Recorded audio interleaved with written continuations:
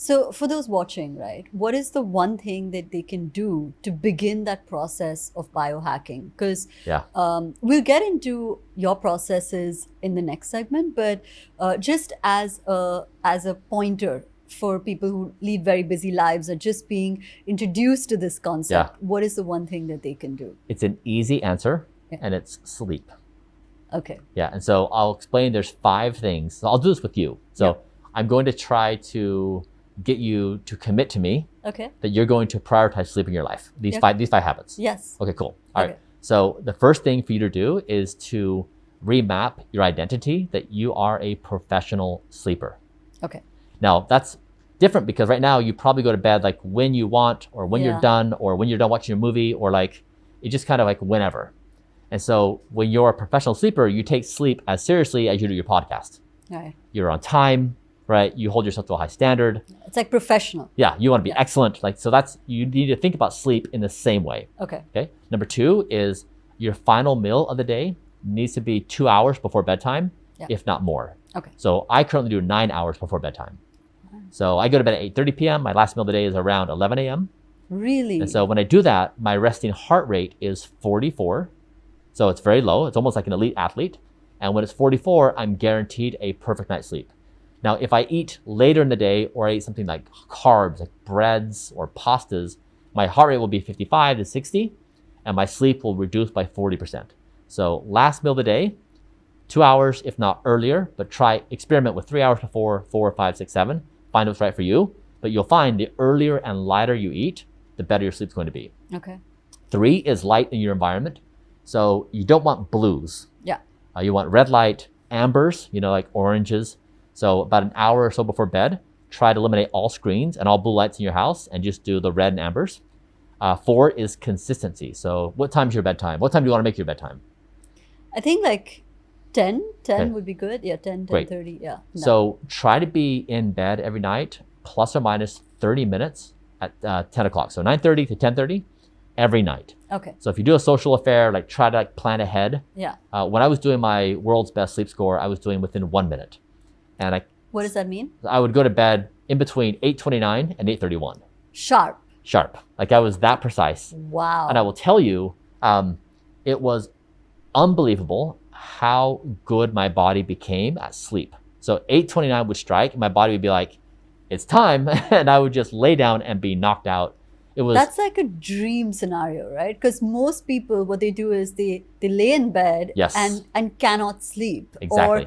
Or sleep comes in very many fragments. It's not like consistent, deep sleep that you get, especially to train your mind to think that, okay, this is the time I need to sleep when I'm in bed, is extremely difficult for people to do. Exactly. Yeah. So so like to give you an example of how good it was, it still is so I would be asleep within 2 minutes. I would be getting 2 hours of REM and 2 hours of deep. I wouldn't get up the entire night. And it would just like sleep straight through the night. And so. And you wake up without any kind of alarm or any kind of external. Just all natural. Wow. And I wake up feeling refreshed and I feel excited and energetic. And so the body has this incredible power to sleep. Yeah. And it struggles to do so when you're not consistent, when you're drinking alcohol, when you're eating late food, when you have blue light. And so like when I came here, actually I flew here on Singapore Airlines. Okay. I flew business class. Yeah. And so you walk in the airplane and the first thing they give you is alcohol. Yeah. Right? It's like. That's consistent practice across airlines. Yeah. So it wrecks your sleep. And then you sit down and then you take off, and then they serve you a meal. Yeah. Right before sleep. Yeah. And then as you eat your meal, you have a screen in front of you that is blue light.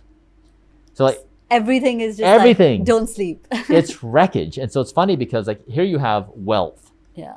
Like people who have money are paying to basically achieve unhealth. Like it's basically luxury die. Right.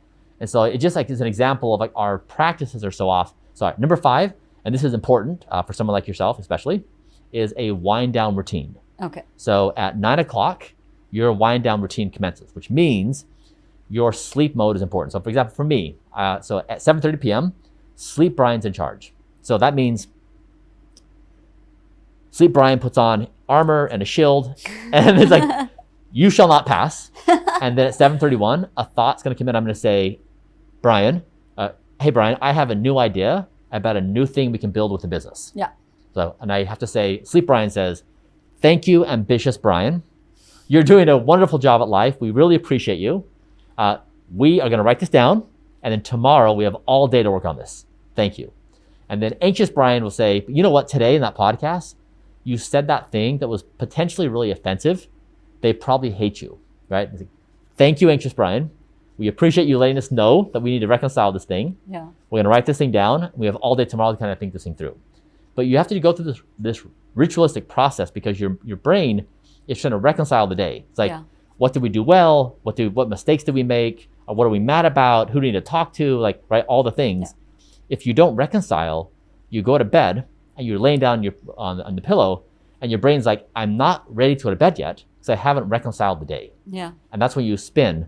So then even if you do fall asleep, you're going to wake up and pop into that light sleep as you then, again, ruminate all night long. Right. And so when you put these 5 habits together of you're serious as a professional sleeper, you eat early and lighter, you have the right lighting environment, you're consistent, and you do this wind down routine, you put your body in a situation where it is powerfully ready to sleep. Okay. And then you overcome this thing where most people think, if I sleep, I'm falling behind. If I sleep, I'm not working as hard as other people. If I sleep, I'm not going to be as successful. Like this worry.